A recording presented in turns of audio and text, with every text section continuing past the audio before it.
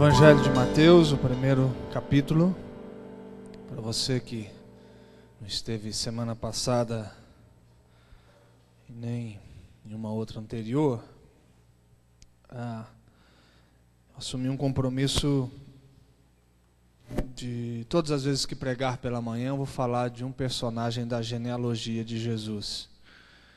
E hoje nós estamos não é na terceira pessoa, mas na quarta etapa. No primeiro momento, nós falamos sobre Deus de Abraão, Isaac e Jacó, o Deus que se permitiu se identificar como um Deus de Abraão, de Isaac e Jacó. Então, quando se falava sobre Deus, quem era Deus? Era o Deus de Abraão, o Deus que chama, o Deus de Isaac, o Deus que abençoa, e o Deus de Jacó, o Deus que transforma. Então Deus se apresenta a partir da genealogia, dizendo: eu chamo, eu abençoo e eu transformo.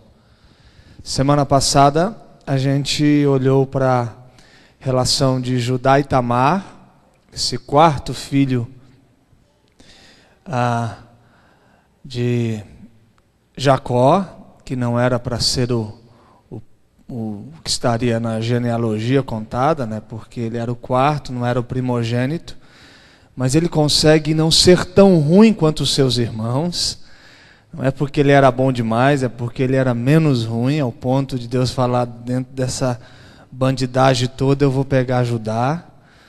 E aí Judá vai para uma terra distante, casa com uma mulher. E o Gênesis 38 é aquele espaço da história de José, né? A história de José está sendo contada a partir de Gênesis 37. Em Gênesis 38 conta uma história, e a gente vai falar um pouco sobre ela, para ver o seu filho. E aí, a partir de Gênesis 39, a história de José continua sendo contada, mas é necessário se relatar Gênesis 38, porque Mateus vai nos falar um pouco sobre isso. Então vamos lá. O livro da genealogia de Jesus Cristo, filho de Davi, filho de Abraão. Abraão gerou a Isaac, Isaac a Jacó, Jacó a Judá e a seus irmãos. Judá gerou de Tamar a Pérez e a Zera. Ok? Judá gerou de Tamar, Pérez e a Zera. E aí quem continua? Porque são dois. Pérez gerou Esrom. Então hoje a gente vai ver um pouquinho sobre Pérez. Então vamos lá para Gênesis 38 agora. Gênesis 38, verso 27.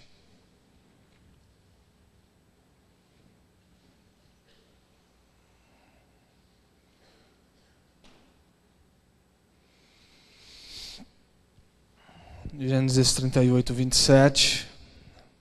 E aconteceu que, estando ela para dar à luz, havia gêmeos no seu ventre. Ao nascerem, um pôs a mão fora, e a parteira, tomando-a, lhe atou um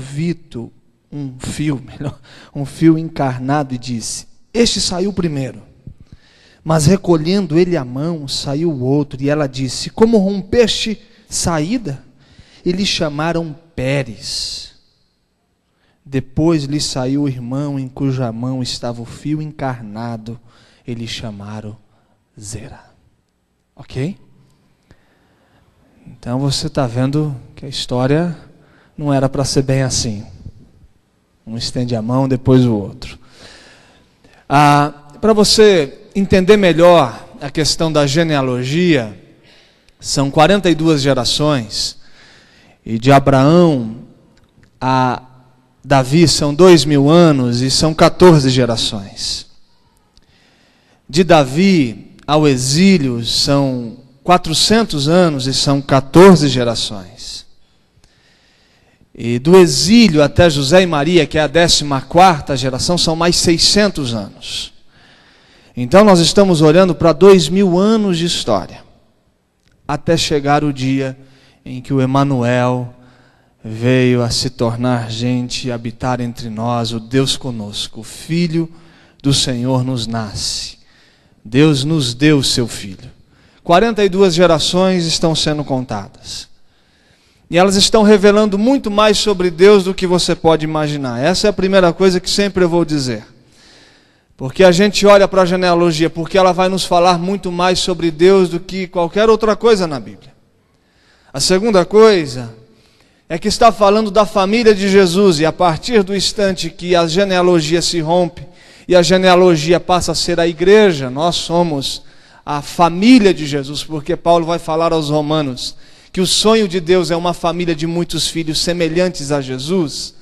O que ele está nos dizendo é que todos aqueles que um dia fizeram parte da família de Jesus são os mesmos que continuarão a serem aceitos na família de Jesus. E aí a gente vai olhar para a família de Jesus antes da igreja e a gente vai ver que tem gente profundamente complicada na sua história, e essas pessoas cabem muito bem na história. E uma outra verdade é para a gente olhar para a nossa própria família e entender, se uma pessoa for salva na nossa família, faz sentido toda a história dela na terra. Porque tem hora que a gente fala, por que eu nasci desse pai e dessa mãe? Por que eu vim nesta família? Por que eu tenho esse sobrenome? É porque Deus olha para a família e diz o seguinte: se um só se converter, faz sentido toda a história que estou escrevendo. E hoje a gente vai olhar para um garoto que aparece, o nome dele é Pérez, e depois a gente não vai ver nada assim muito claro sobre ele, mas a história dele nos revela muito também sobre Deus e o que Deus pode fazer. Para que você que não esteve aqui semana passada, ele vem de uma relação muito complicada. Ele é filho de Judá e Tamar, mas não é aquele casamento perfeitinho. Para você ter uma ideia, a mãe dele já tinha sido nora do seu pai 2 vezes. Ele é filho do seu avô, que por malandragem, por não honrar a palavra, tem que se tornar pai de uma maneira mais obscura possível. Como assim? Ela era casada, a mãe de Pérez era casada com um filho de Judá. Um homem chamado, deixa eu lembrar o nome dele aqui, o primogênito. Mas ele é tão ruim que Deus tem que matá-lo. Sabe aquele tipo de gente que Deus fala, não dá para você viver, amigo, eu vou ter que acabar com a sua vida porque você é terrível demais. Como dizia a lei, ela deveria se casar com o irmão do seu falecido esposo. Se casa com Onã. Mas Onã fala o seguinte: essa mulher já foi esposa do meu irmão, e ela está casada comigo só para ter um filho. Quer saber? Eu não vou dar filho a ela. Tinha relação com ela. Na hora de gerar o filho, ele jogava o seu sêmen na terra. Deus olha para aquilo e diz, também não dá para viver. Vou acabar com a sua vida. E aí sobra o terceiro, que é pequenininho, tem que crescer, tem que virar homem, tem que virar gente, tem que ter condições de ser pai, de encarar uma mulher. E aí o pai desse garoto, desses 3 filhos, faz a promessa, fica tranquila. No dia que o menor crescer, se tornará seu esposo e você vai ter um filho. Ok. O menino cresce, o homem finge que esquece da promessa e não entrega o filho. Ela, no desespero por ter os seus direitos roubados, porque na família de Jesus cabe gente que tem os seus direitos roubados, a sua história pervertida, se veste como uma prostituta, vai para a porta da cidade, enquanto o seu sogro está vivendo luto, retornando para a cidade, e ela diz, hoje eu me deito com ele. Quando ele está passando, ela joga um charme, ele se encanta por ela está com o rosto coberto. Ele vai, se deita, fala, mas eu não tenho como pagar o serviço da prostituta nessa noite, eu vou deixar aqui uma lembrança, e amanhã eu mando um cabrito para pagar essa noite que a gente teve junto aqui, quem sabe, mando 2, posso voltar, essa coisa toda. Ela falou, ok, mas eu preciso de alguma coisa para garantir o pagamento, uma promissória, um cheque calção, alguma coisa aí para que a gente possa negociar depois. Ele fala, está aqui o meu bastão. Amanhã, quando o cabrito chegar, você me entrega o bastão. Ok. No outro dia ele manda levar os cabritos. Quando chega lá, a mulher não está. Ele fala, ok, beleza, serviço de graça, não ficou para o pagamento, bola para frente. Passam-se 3 meses, a notícia chega para ajudar, dizendo, sua nora não vale nada, está grávida, não esperou o 3º filho, a lei manda matar. Ele fala, ok, concordo, vamos acabar com a história dela. Chama para o meio, vem para cá, Tamar. Quando Tamar se apresenta, ela se apresenta com o bastão da noite nos braços, dizendo, vai me matar? Quem eu carrego aqui é seu filho. Se alguém tem que ser morto aqui é você, Judá. Vai me matar? Lembra, há 90 dias, quando você se deitou com uma prostituta voltando do seu luto? Eu tive que fazer aquilo porque você roubou-me o direito de ser mãe. Ele permite a vida dela. E aí você está vendo de onde vem o Salvador. É a viagem da graça de Deus. De alguém que nasce de uma história de pecado para tirar todo o pecado do mundo. E aí agora, para surpresa dessa relação toda conturbada, complicada, tem gêmeos no ventre de Tamar. E aí a briga, a luta já começa no ventre, porque nascer primeiro era algo extraordinário. A primogenitura era algo fantástico para quem recebe. Para quem não recebe, meu amigo, é uma tristeza profunda. Primeiro, porque é o status da linhagem familiar. Tudo de bom que essa família possui vai ter continuidade a partir dele. Já nasce com a poupança rechonchuda. 50% do que o pai tem é dele. Então dá para brigar no ventre, não é? Se você já tem alguém competindo com você no ventre para ser rico, a gente já vive competindo o resto da vida, a gente já começar no ventre. Se eu já posso nascer rico, basta eu sair primeiro. Eu vou economizar quantos anos de vida, quantos fios brancos, quanta poupança, quantos dias de trabalho. 50% do papai cai no colo. Fica para trás, meu amigo. Porque eu vou nascer primeiro. Toda a supremacia sobre os irmãos recaía sobre o primogênito. E toda a genealogia. Ainda mais todos devem servir esse. Olha lá o que diz Gênesis 27, 29. Quando está vindo a bênção sobre o primogênito. Só para você ter uma ideia do significado disso.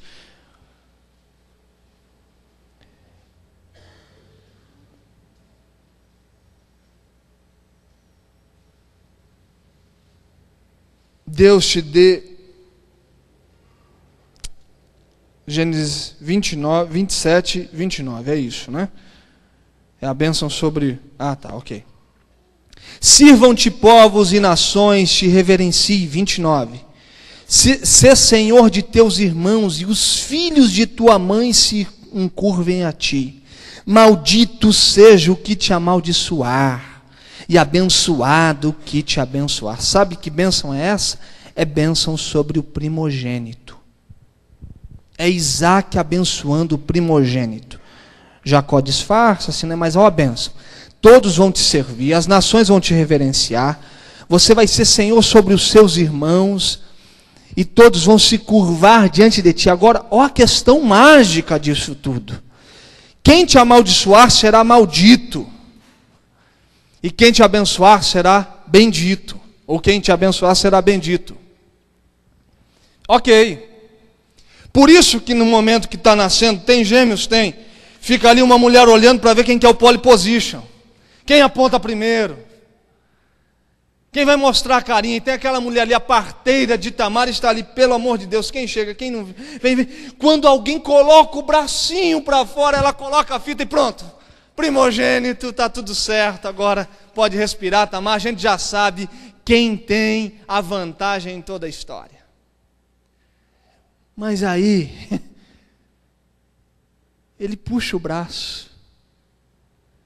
E nesse momento de recolher a sua estreia, o seu nascimento, Pérez joga o seu irmão para trás e aponta. E quando ele aponta, a parteira pega o menino, dá uma mexida, cadê? Será que ficou no útero? Será que eu não prendi direito no braço do garoto? Onde está a fita? Onde está a fita? Quando nasce o segundo, ela lava, está lá a fita. Olha para esse menino e fala: você causou dor na sua mãe. O seu nome a partir de hoje será separação. Toda dor causada na sua mãe é por sua culpa.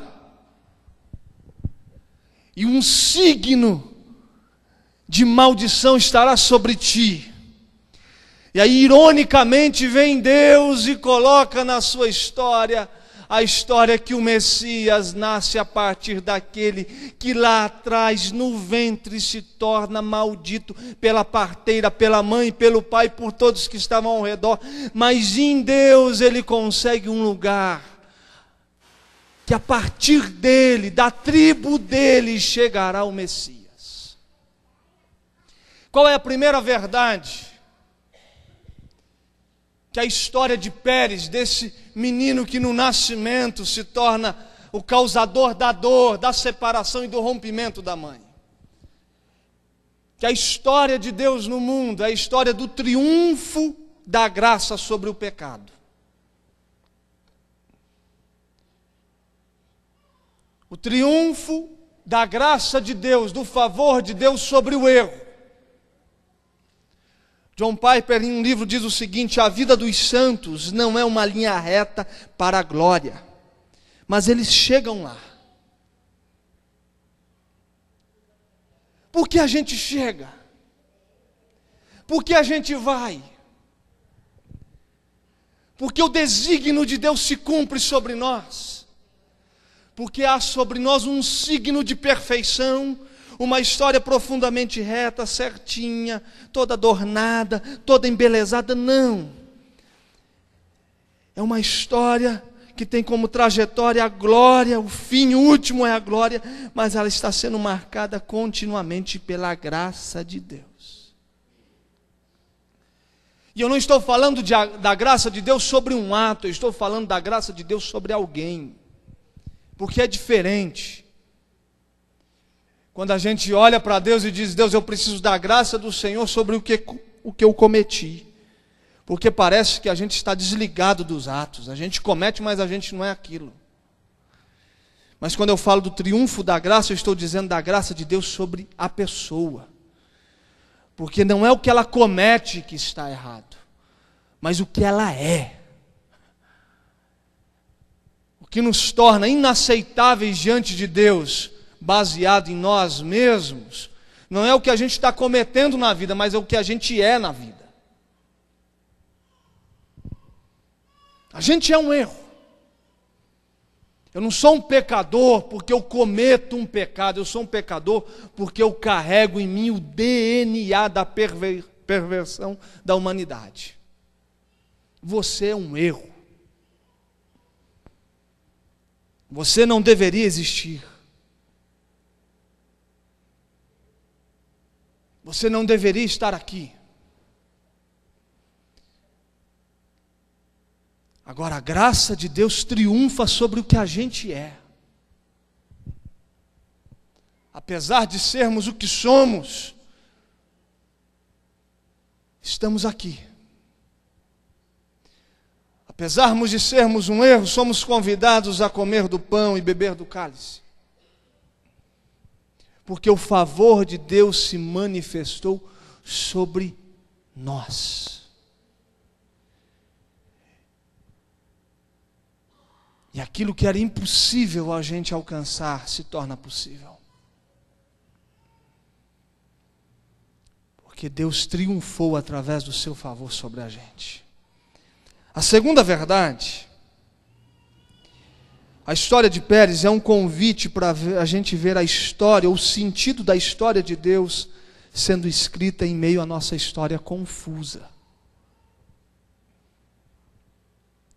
Quando eu olho para a história de Pérez, eu disse isso muito aqui semana passada, não dá para imaginar que de Gênesis 38 vai surgir o Salvador do mundo, que Deus decide deste acontecimento escrever a história do seu filho.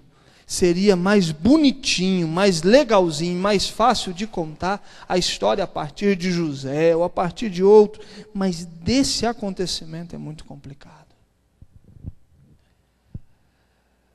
Mas o que Deus nos convida a ver é o sentido dele em meio à nossa confusa história. É conseguir olhar para o passado, de onde a gente veio, tudo o que aconteceu, todas as histórias confusas, perdidas, desconectadas, e a gente começa a ver sentido nisso.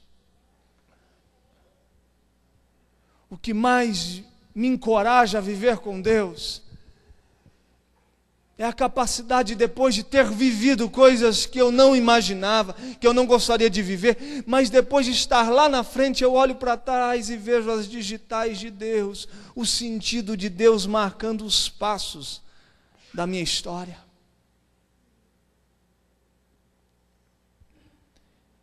É ver o sentido de Deus na história de inúmeras pessoas. Me lembro um dia que eu pregava e no final, eu não sei, em algum momento da mensagem eu falei sobre adoção, as marcas que pode estar no peito de alguém que percebeu o desprezo desde o seu nascimento. E quando eu acabei, alguém me procurou e disse: eu gostaria de falar com você. Eu falei: pode falar. Ele falou: eu não acredito no Natal. Eu perguntei por quê. Ele falou: porque foi no Natal o dia mais triste da minha vida. Eu falei: mas o que aconteceu? Foi nesse dia que eu fui jogado em uma lata de lixo. Eu fui abandonado pela minha mãe. No dia 25 de dezembro. Então, quando todo mundo está sorrindo, abraçando, beijando, eu vejo que é tudo uma falsidade, porque aquilo não é o que eu penso ou o que eu acho do Natal. Eu falo: mas e aí? Ele fala: bem, se eu gostaria de encontrar minha mãe. Ele já devia estar com quase 40 anos. Eu falo: mas por quê? Ele fala: bem, se eu queria saber o porquê.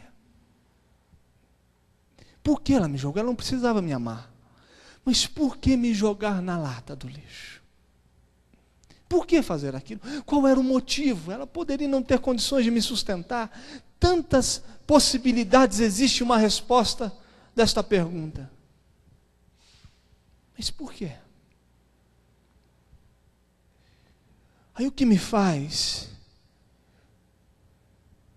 acreditar na visitação de Deus sobre histórias como essa é porque eu creio que Deus vai dando sentido mesmo nessas questões absurdas, que a gente não consegue encontrar resposta. E quando eu falo de sentido, eu gostaria que você abrisse a Bíblia no primeiro livro de Crônicas, capítulo 27, e você vai ver de forma prática o que eu estou querendo te dizer. E este, dos filhos de Pérez, chefe de todos os capitães dos exércitos para o primeiro mês. Primeiro, olha o sentido de Deus nessa história confusa, de um menino que nasce, rompendo com o primogênito, atravessando a história da sua linhagem familiar.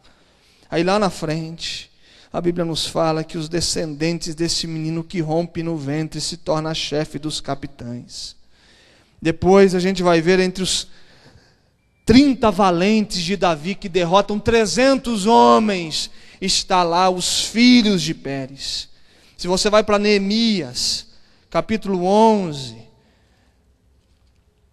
verso 6, você vai ver outra coisa: todos os filhos de Pérez que habitaram em Jerusalém foram 468 homens valentes. Gente que no exílio estava ali vivendo e depois da história ser destruída, você percebe a reconstrução da identidade judaica sendo feita. 30, que derrota 300. 468, de um grupo seleto que reconstrói a identidade de um povo. O que é isso? É o sentido de Deus nas histórias mais confusas. A gente não sabe o que pode sair da gente. A gente não sabe de onde a gente veio, mas há uma certeza que ninguém veio pelo acaso, fruto do acaso. Nós surgimos na história por um desígnio de Deus. Chegamos a este mundo porque havia um propósito eterno. Antes que os ossos fossem formados no ventre da nossa mãe, os olhos de Deus já estavam sobre nós. Ele viu o nosso corpo ainda sem forma. Ele viu a gente sendo gerado. E a gente só consegue explodir no ventre. A vida só começa a acontecer a partir de nós, porque havia um projeto do eterno sobre a gente. Um sentido nas histórias confusas da nossa vida. Quando eu pensava sobre isso, eu comecei a recordar da minha própria história. E comecei a agradecer a Deus pelo pastor que a cavalo foi ao sítio dos meus avós. Visitar o meu avô e a minha avó analfabetos. E foi explicar a Bíblia. Uma herança católica, apostólica, romana. Todos os filhos com nome de santos. E a partir do encontro deste missionário, que eu não sei o nome, não sei de onde veio, mas eu sei que Deus o conduziu a uma história que vai fazer sentido para mim e continuará a fazer sentido para as minhas gerações. Essa mulher se converte, o meu avô se converte, mas ao mesmo tempo não suporta as pressões da vida e tira a sua própria vida, se enforcando em uma árvore. Do outro lado, do mesmo jeito, um homem rude, bravo, que massacrava os seus filhos, alguém chega até ele, fala do amor de Deus ao avô Pedro, e a conversão se estabelece, e as gerações vão sendo abençoadas. E de repente os filhos desses homens se encontram.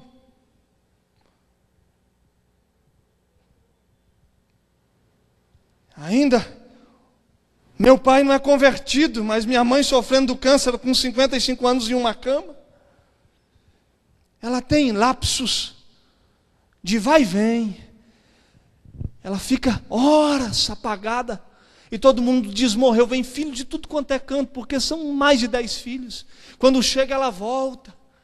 E ela traz um recado para esse filho que estava longe, ó, Deus manda falar isso, Deus manda falar isso, Deus manda falar isso. Aí ela paga por mais 10 horas, quando ela volta, diz, morreu, vamos só. Chega um pastor e fala, pastor, Deus me manda falar isso para você. E ela fica meses nesse vai e vem, cruzando a linha da eternidade, e aqui, desse tempo aqui, e da eternidade, vai, até que encontra-se com o meu pai, e diz a ele, meu pai cai em pranto, ele se converte. E aí,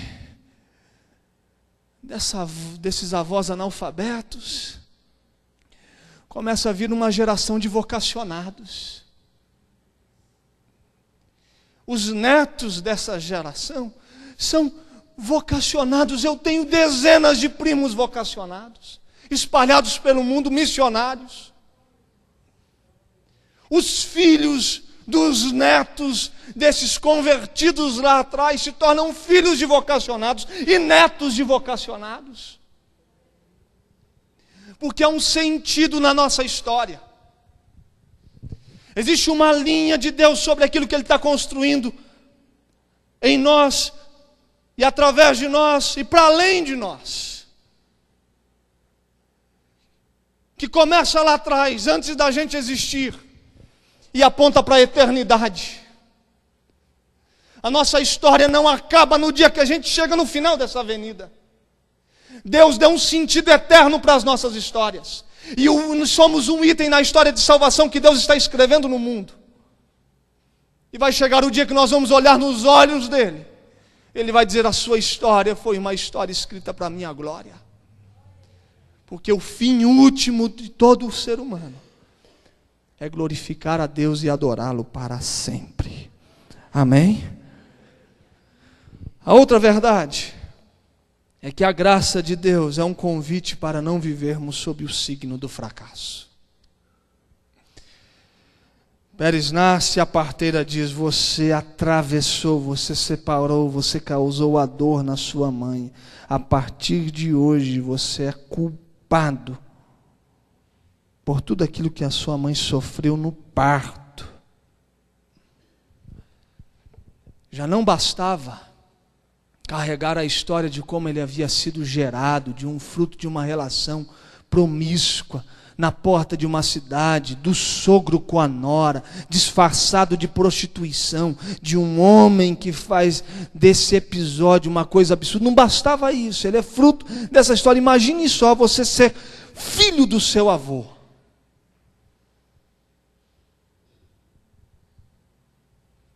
Dá para carregar uma história dessa? Quem é sua mãe? Minha mãe é Tamar, está ali. Seu pai não, meu pai é meu avô. Como assim? Deixa eu te contar a minha história. Você gostaria de ter uma história dessa? Você gostaria de ter um avô desse?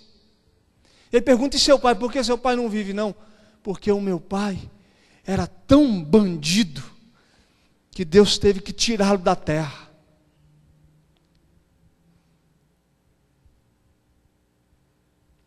E aí, mas o que aconteceu? No meu tio, que deveria ser o meu pai, também era tão bandido que Deus teve que matá-lo. E quando teve um que tinha assim um pouquinho de bondade na vida, o meu avô não permitiu que ele fosse o meu pai, então eu tive que ser filho do meu avô. Mas como que foi isso? Não. Foi de uma relação promíscua. Minha mãe teve que se prostituir.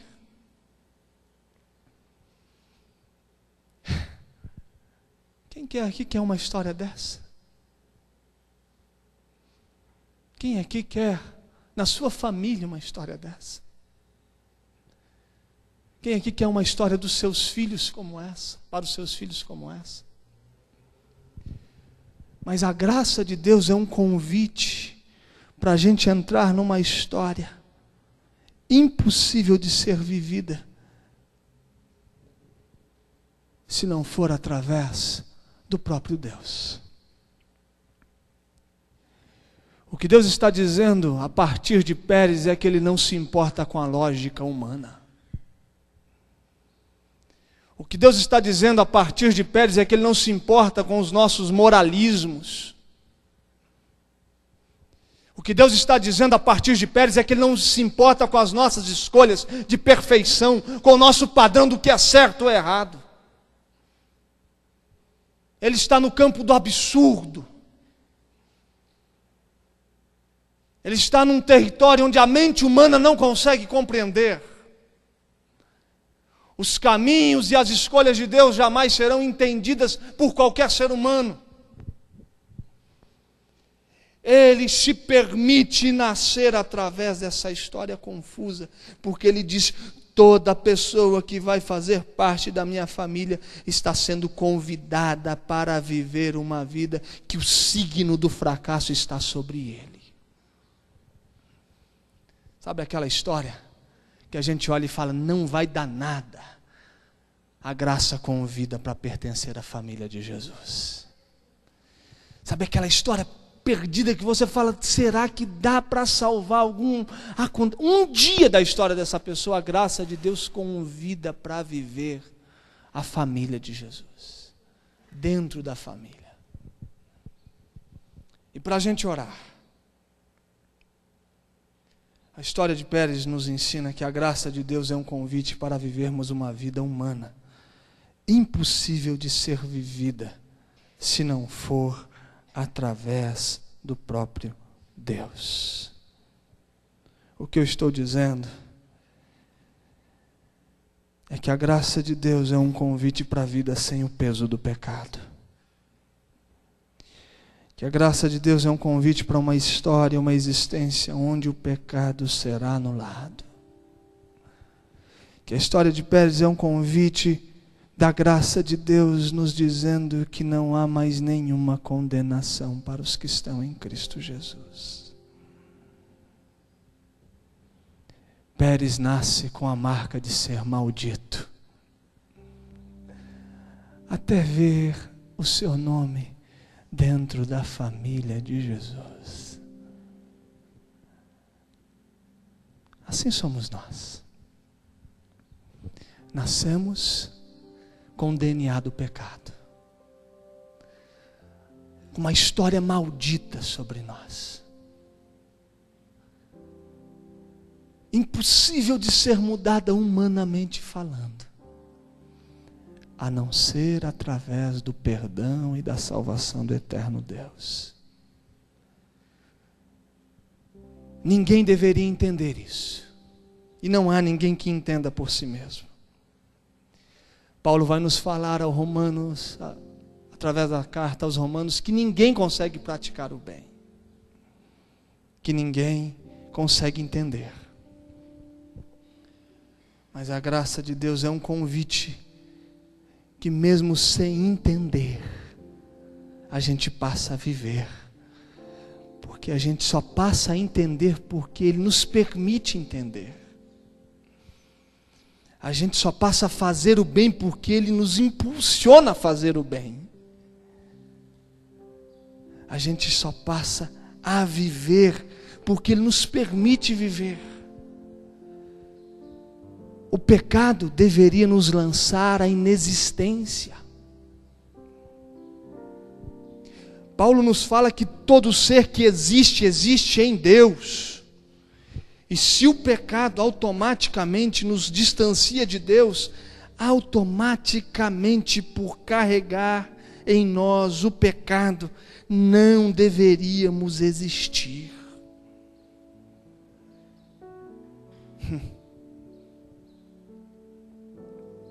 Mas a graça de Deus, o perdão de Deus, permitiu a gente nascer.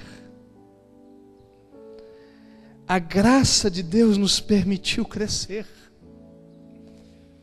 A graça de Deus nos permitiu existir. O perdão de Deus nos fez nos tornarmos gente. A graça de Deus nos deu condições de entender o plano de Deus. Um dia eu disse isso ao meu pai, que dizia a mim: Júnior, por que foi tão cedo? Por que acabou? Eu disse: a mamãe não deveria existir. Papai já tinha alguns meses. Eu falei: eu vou ser um pouco duro com o Senhor, porque já passou. Pai, a mãe não deveria ter existido. A mãe ter existido 55 anos foi bondade de Deus. Eu não deveria existir, o Senhor não deveria existir. A graça de Deus nos permitiu viver uma vida que, humanamente falando, não deveria existir. Porque o pecado nos lança para fora de Deus, e tudo que está distante de Deus não existe mais. E o dia em que a presença de Deus se for tirada, ou Ele mesmo se retirar dessa terra, esse mundo já não existe mais. É o perdão de Deus que sustenta o universo. Não é esse monte de organização pelo bem da humanidade, ecologicamente correta. A gente precisa preservar. Esse mundo só está sendo preservado porque tem perdão sobre ele, sobre um mundo caído. Quando João fala que Deus amou o mundo, ele está falando do cosmos, toda a criação. Ou seja, Deus amou toda a criação, que perdoou essa criação através da entrega do seu Filho. E aí Pedro fala que fomos perdoados pelo Cordeiro de Deus, morto antes da fundação do mundo. Ou seja, a cruz de Cristo existe antes de tudo. E por causa da cruz de Cristo, o perdão veio sobre nós, que permitiu o mundo caído existir e tem conduzido pessoas caídas ao arrependimento e à conversão, ao trauma. E nos permite viver uma vida impossível de ser vivida se não for através do Senhor. A história de Pérez é um convite para a gente viver o perdão de Deus, a destruição do pecado que está sobre nós e a vida de Deus derramada sobre as nossas vidas. Amém? Coloque-se em pé, vamos orar.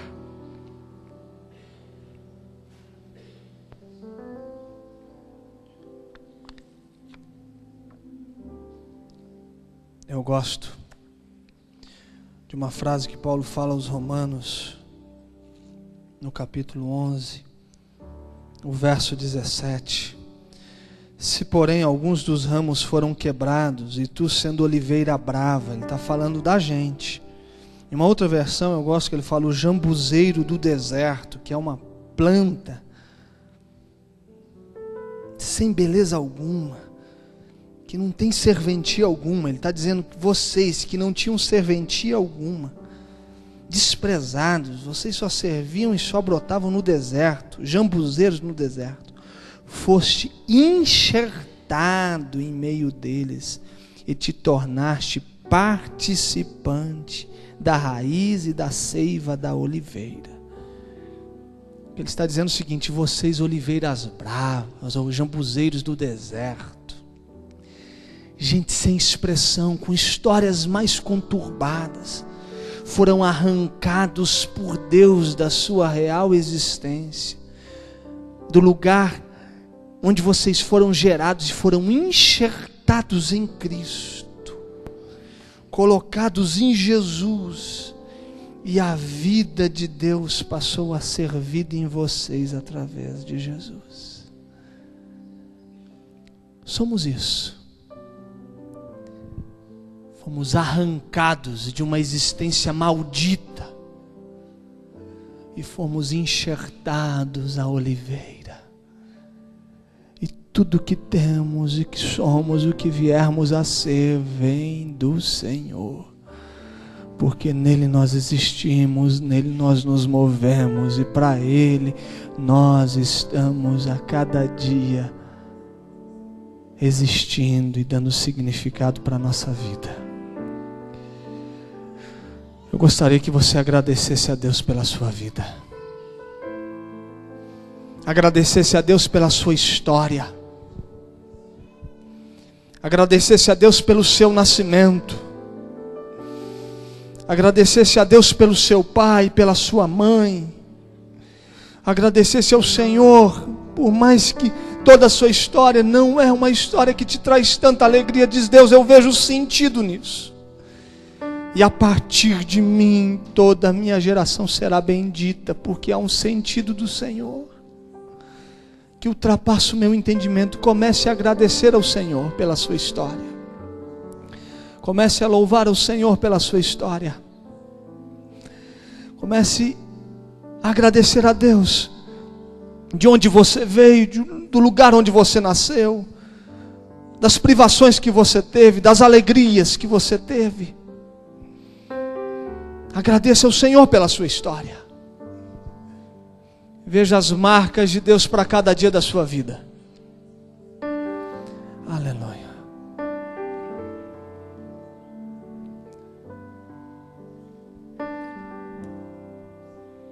Graças dou por esta vida, pelo bem que revelou. Graças dou pelo futuro e por tudo que passou.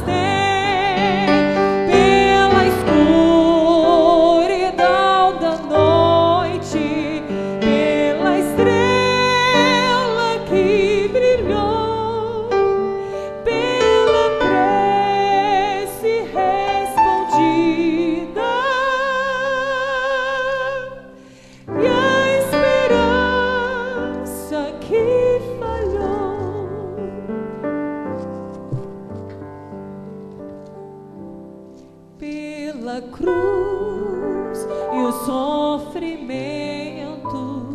e pela ressurreição, pelo amor que é sem medida, pela paz do coração, pela lágrima vertida e o consolo que é sem par, pelo dom da eterna vida, graças hei de dar. Ó Senhor, te louvamos,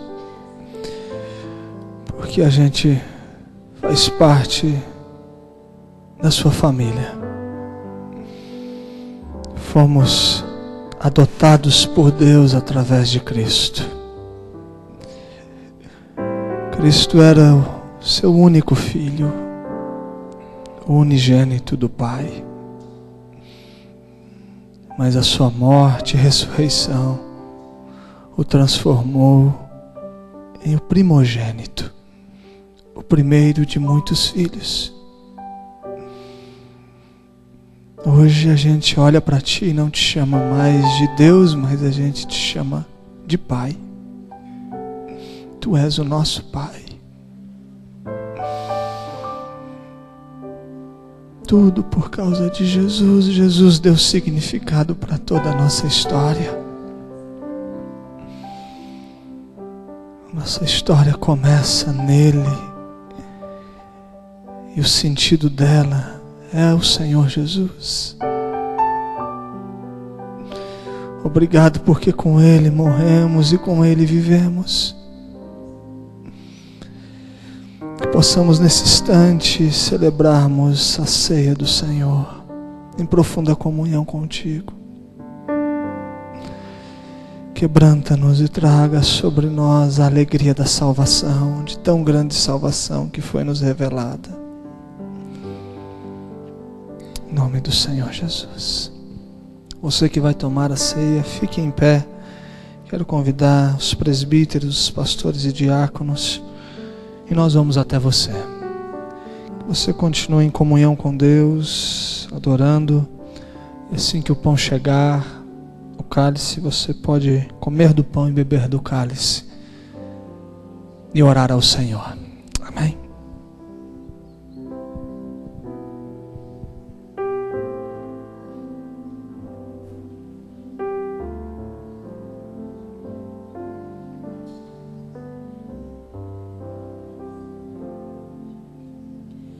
Bendito seja o Cordeiro que na cruz por nós padeceu.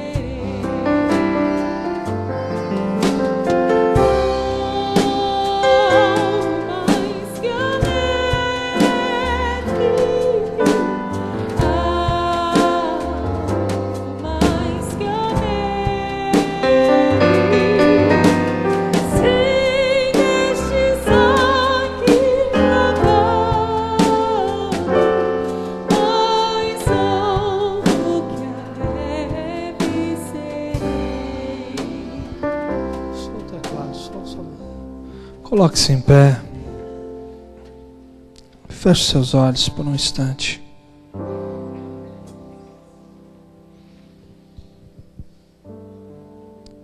Senhor, Tu me sondas e me conheces. O Senhor sabe quando eu me assento, quando eu me levanto.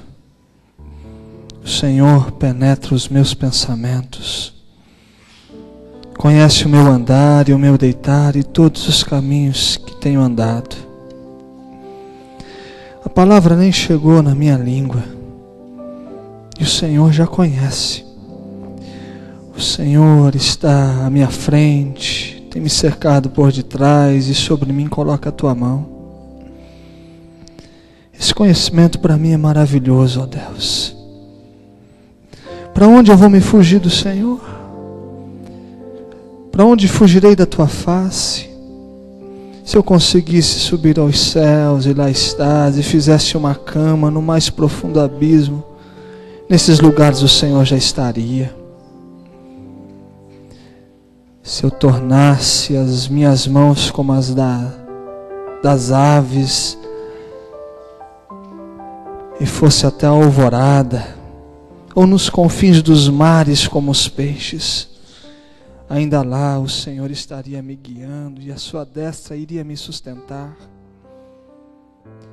Se eu digo as trevas estão me encobrindo, e se a luz ao meu redor está tornando a minha vida escura,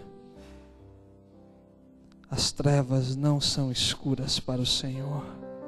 Tudo é a mesma coisa para Ti, treva e luz, pois o Senhor me formou no interior do ventre da minha mãe. O Senhor me conhece desde a gestação. Eu Te dou graças, porque desse modo assombrosamente maravilhoso o Senhor me formou. As Tuas obras me causam admiração. Os meus ossos não Te foram encobertos quando eu estava no oculto sendo formado, ó Deus. Os Teus olhos me viram quando era uma substância ainda informe. E no livro que está nas Tuas mãos foram escritos todos os meus dias, escrito e determinado, quando nenhum deles ainda havia existido. Que preciosos para mim, ó Deus, são os Teus pensamentos. E como é grande a soma deles. Se os contasse, seriam mais que os grãos de areia. Contaria, sem jamais chegar ao fim. Obrigado, Senhor, porque essa é a nossa história. Uma história escrita pelo Senhor. Que o grande amor do Senhor, a graça do nosso Senhor e Salvador Jesus Cristo e a consolação do Teu Santo Espírito esteja sobre as nossas vidas, a vida da nossa família e de todo o povo de Deus reunido na terra, desde agora e para sempre. Amém. Deus abençoe. Vão em paz.